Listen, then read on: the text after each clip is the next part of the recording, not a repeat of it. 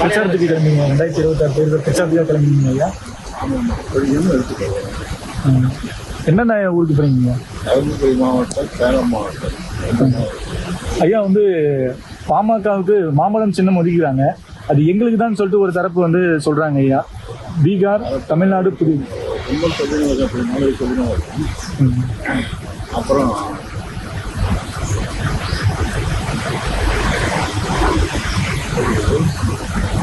ஐயா பாரியா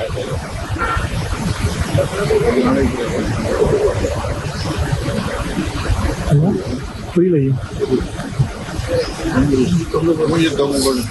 அப்படிங்க ஐயா.